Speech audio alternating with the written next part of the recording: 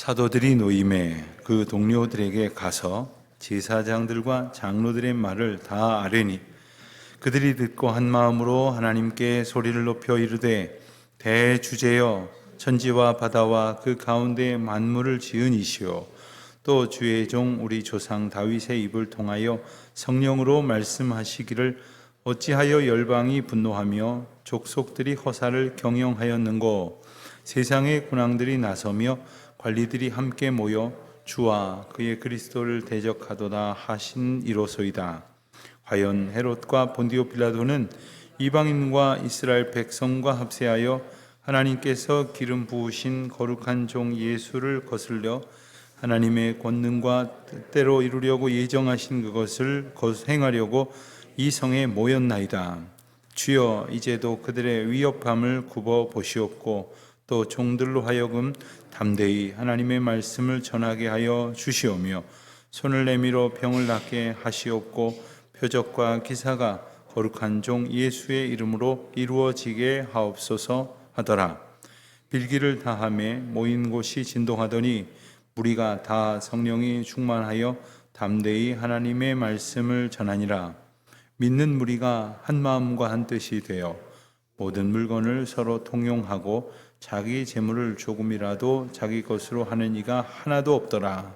사도들이 큰 권능으로 주 예수의 부활을 증언하니 무리가 큰 은혜를 받아 그 중에 가난한 사람이 없으니 이는 밭과 집 있는 자는 팔아 그 판 것의 값을 가져다가 사도들의 발 앞에 두매 그들이 각 사람의 필요를 따라 나누어 줌이라. 구브로에서 난 레위족 사람이 있으니 이름은 요셉이라. 사도들이 일컬어 바나바라 번역하면 위로의 아들이라 하니 그가 밭이 있음에 팔아 그 값을 가지고 사도들의 발 앞에 두니라. 아멘.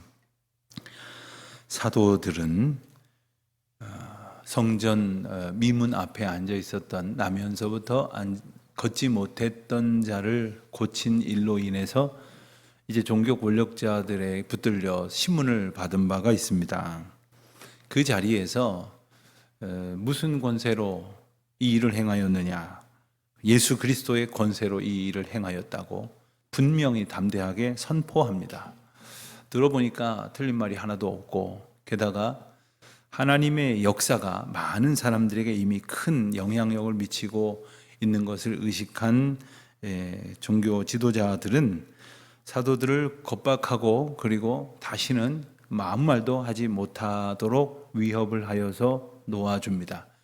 그때 사도들은 알겠다고 풀어주셔서 고맙다고 빌면서 떠난 것이 아니라 담대하게 외쳤습니다. 하나님의 말씀과 너희들의 이야기 중에 어느 것을 들어야 할런지를 생각해 보라고, 무엇이 옳은가를 생각해 보라고, 주님께서 보고 듣고 알게 하신 바를 말하지 않을 수 없다고 담대히 선포하고 나서 이제 노임을 받았습니다. 그리고 그 동료들에게 가서 그간의 정황을 설명하였습니다. 그리고 24절입니다. 그들이 듣고 한 마음으로 하나님께 높여 기도를 아뢰었다. 성경에 나오는 기도문을 우리가 참 많이 봅니다. 근데 성경에 나오는 기도문을 통해서 우리가 어떻게 기도해야 할지를 깨닫는 은혜가 있기를 바랍니다. 성경에 일러주신 그 기도의 의미, 왜 이렇게 기도하는가, 또 그 의미를 모른 채 그 부분만을 딱 잘라서 그것을 나의 원함의 이유로 이렇게 삼아서도 안 됩니다. 오늘 말씀에 보면 길지 않은 기도문이지만 대단히 중요한 저들의 그 주관이 드러납니다. 24절부터 30절까지 나오는 이 기도의 시작은 대주제여 천지와 바다와 그 가운데 만물을 지으신 이시요. 주님을 부르는 데 있어서 주님이 온 우주 만물을 지으신 통치자이심을 선포하면서 고백을 하면서 주님의 이름을 부릅니다. 그렇다면 만약에 이 고백이 그들의 신앙 고백이라고 한다면 이제 그와 같은 간구가 이어져야 할 것입니다. 우리는 전능하신 하나님, 모든 것을 아시는 주님, 어디에도 계시는 주님 하면서 기도를 해놓고는 그 전능하신 하나님의 뜻을 이루시는 데 사용하기를 구하기보다는 내가 원하는 것을 이루어 주시기를 바라는 대로 끄집어 드리려고 합니다. 그리고 하나님께서 모든 것을 다 아시는 분이심에도 불구하고 엉뚱한 이야기를 함으로써 하나님의 뜻을 향하여 가는 기도가 아니라 내 뜻대로 하나님을 끌고 오려고 하는 듯한 그러한 기도를 할 때가 참 많이 있습니다. 우리가 기도하면서 전지전능하신 하나님, 모든 것을 아시는 하나님 해놓고는 하나님이 이 일을 행하시지 않으면 혹은 못하면 어떡할까?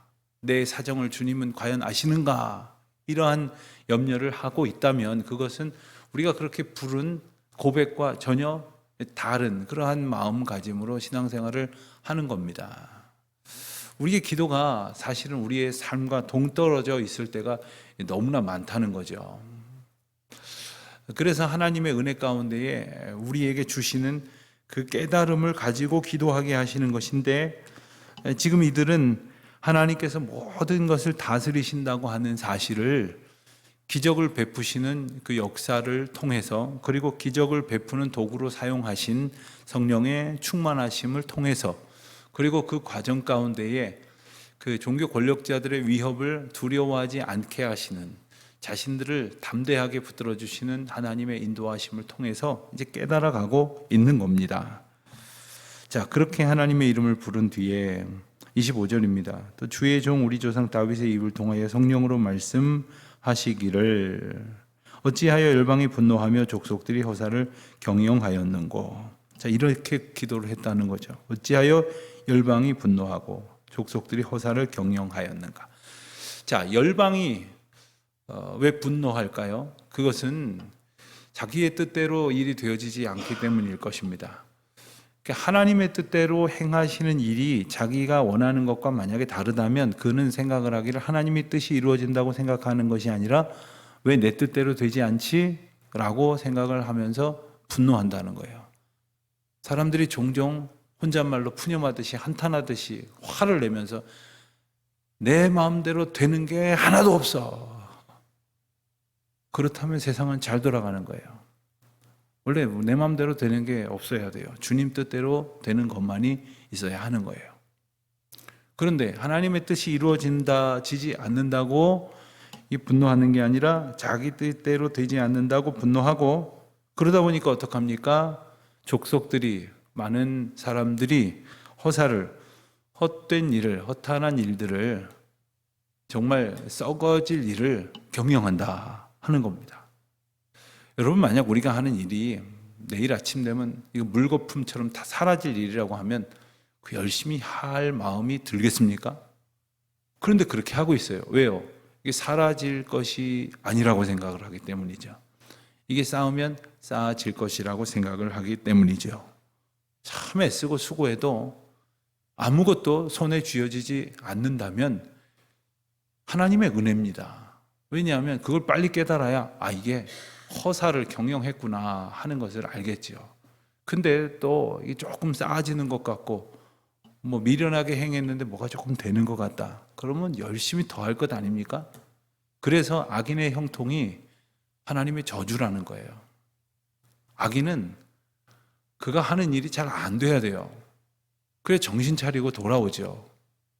그런데 못돼 먹어갖고 하나님 뜻을 거스리고, 때로는 하나님의 인도하심과 그리고 역사하심에 자기가 원하는 것만 보고 길을 막고 사람들을 마음 아프게 하고 교회를 흔들어대고 하면서도 세상적인 관점에서 볼 때 일이 잘 된다? 그 돌이킬 이유가 없지 않습니까? 사람들이 부러워하는 성공을 거둔다고 생각을 하겠죠. 그거 하나님께서 저주하시는 거예요. 그게 하나님의 은혜가 결코 아닙니다. 그러니까 이렇게 기도해야겠죠. 하나님, 제가 허사를 경영한다면 초장에 망하게 해주십시오. 아주 그냥 몇 걸음 내딛기 전에 이게 아니라고 확실하게 보여주십시오. 그게 은혜예요. 헛된 길을 걸으면서도 좌우지간 잘 되게 해주십시오. 옆집이 아주 부러워할 정도로 잘 되게 해주십시오. 아주 업계에 아주 주목을 받게 해주십시오. 해가면서 주님의 뜻과 상관없는 것을 구해서는 안 될 것입니다. 자, 그렇게 기도를 하는 중에 27절 이하의 말씀을 보면 예수 그리스도를 대적하던 예를 헤롯과 본디오 빌라도로 듭니다. 그러면서 29절에서 나오는 대로 이제 그들의 위협함을 굽어보시옵고, 지금 위협을 여전히 받고 있는 상황을 고백을 합니다마는 그 다음 말이 너무 귀합니다. 위협을 받고 있습니다. 그러니 저들을 박살내 주십시오. 저들의 위협이 사라지게 해 주십시오. 이렇게 기도하는 것이 아니라 어떻게 기도합니까? 담대히 하나님의 말씀을 전하게 하옵소서. 그들의 위협의 상황을 불쌍히 여기셔서 그럼에도 불구하고 담대히 전하게 해 주십시오. 그러면서 손을 내밀어 병을 낫게 하시옵고 표적과 기사가 거룩한 종 예수의 이름으로 이루어지게 하옵소서 합니다. 이 말은 이 말을 보니까 병들면 무조건 하나님 앞에 무조건 낫기를 구해야 되고 나을 때까지 구해야 되겠구나 이런 생각을 하는지 모르지만, 이 말씀의 뜻은 이 위협을 받고 그리고 담대하지 못하여 두려운 저희들을 담대하게 하셔야 할 이 상황에도 불구하고 하나님께서는 하나님의 일을 계속해서 이루어 주십시오 라는 뜻입니다. 고치시기로 작정하신 사람들은 고쳐주시고, 또 일으키시기로 작정하신 분들은 일으키심으로 거룩한 종 예수의 이름이 선포되게 하여 주십시오. 분명히 드러나게 하여 주시옵소서라고 기도한 후에 그들은 다시 한번 31절에 보니까 성령이 충만하여 그리고 하나님 말씀을 담대히 전할 수 있게 되었습니다. 32절부터는 초대교회의 모습이 등장을 합니다. 우리가 잘 아는 대로 유무상통, 또 삶을 전적으로 나누고 그리고 자기가 가진 것을 자기 것이라고 주장하지 않고 사도들의 발 앞에 가져다가 사도들은 그것을 각 사람의 필요에 따라 나누어 주는, 그러면서 36절에 그 대표적인 예로 바나바라 하는 사람이 밭을 팔아다가 그것을 사도들의 발 앞에 두었다, 이렇게 고백을 하고 있습니다. 여러분, 이렇게 초대교회 교인들이 그랬다고 만약에 오늘부터 집에들 가셔서 몽땅 가지고 있는 부동산들을 팔아가지고 목사 앞으로 가지고 오십시오. 그걸 제가 나눠드리겠습니다. 이럴 수는 없을 것입니다. 자, 왜 그때와 이때가 차이가 있느냐? 전제가 다릅니다. 그들은 한 마음과 한 뜻이 되어 이것을 서로 통용하고 나누었다고 했습니다. 나누었다고 하는 것에는 가지고 있는 사람이 주었다라는 것이 전제됩니다. 이것은 초대교회가 무슨 공동의회를 해갖고 오늘부터 이렇게 하겠다, 다 팔아라, 가져와라, 나누겠다 이렇게 결정하는 것이 아닙니다. 가만히 보니까 그들 각 사람이 우선 한 마음 한 뜻이 되었습니다. 이것은 두 사람의 마음을 합쳐서 중간에서 만났다는 것이 아니라 하나님께서 주신 마음 앞으로 모두가 나왔다는 거예요. 그러니까 하나님이 주신 뜻을 모두가 품었다는 거예요. 그래서 한 마음 한 뜻이 되는 겁니다. 교회가 한 마음 한 뜻이 되기를 기도하지만 만약에 하나님 앞에 나와서 한 마음 한 뜻이 되지 아니하고 누구를 중심으로 또 누구를 중심으로 이렇게 모여서 한 마음 한 뜻이 된다면 그것은 필경 다툼과 분란과 갈등을 야기할 뿐입니다. 왜냐하면 사람의 뜻은 변하거든요. 사람의 뜻은 아침 저녁으로 달라지거든요. 같은 마음을 품을 수가 없습니다. 그러나 우리가 같은 마음 한 뜻을 같이 할 수 있는 것은 오직 한 가지, 하나님의 뜻 가운데에서 마음을 나누었을 때 가능합니다. 하나님 앞에 자기의 마음과 뜻을 두고 생각을 해보니까 내가 가지고 있는 것이 내 것이 아니라는 생각을 하게 됐어요. 하나님께서 내게 은혜로 주셨구나. 근데 가만히 보니까 어떤 사람들은 충분히 주셨음에도 불구하고 넘치는 것을 주셨어요. 이 넘치는 것은 왜 주셨을까? 자랑하라고?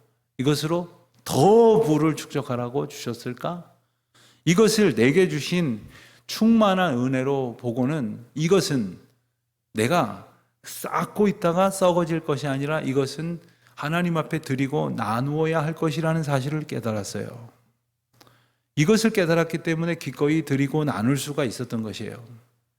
여러분, 하나님 앞에 헌금을 하고 헌신을 하는 것도 이게 내 거라고 생각하는 사람은 절대 하지 못합니다.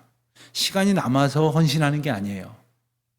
나의 시간도 나의 것이 아니라 하나님의 것이라고 하는 것을 깨닫는 사람이 헌신할 수 있는 거예요. 시간을 드릴 수가 있는 거예요.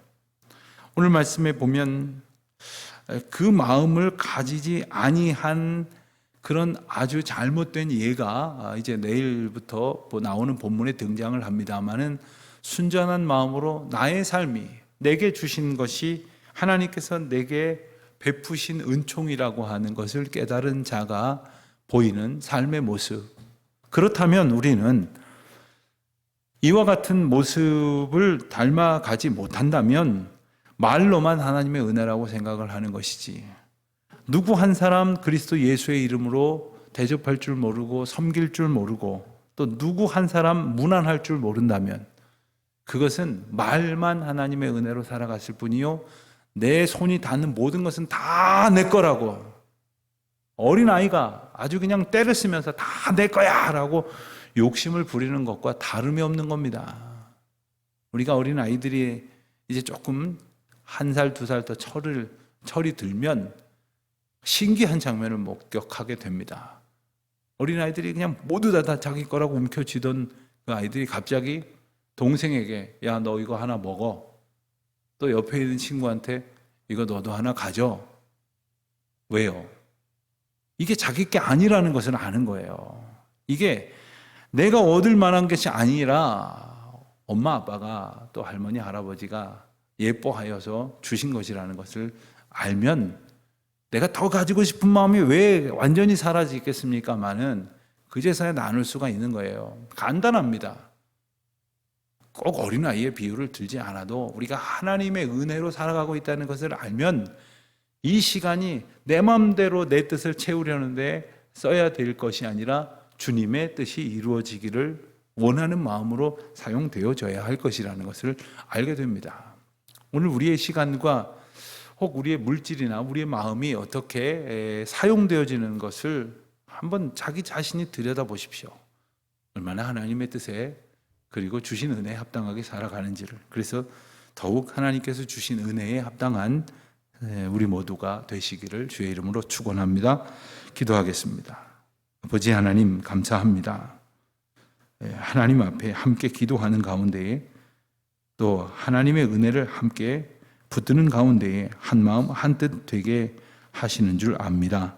저희 교회 공동체도 우리 사랑하는 믿음의 권속들도 주님의 인도하심 앞에서 한 마음 한 뜻 되어 주님이 저희에게 뜻하시는 바를 이루어가는 기쁨으로 충만케 하옵소서. 예수님의 이름으로 기도드립니다. 아멘.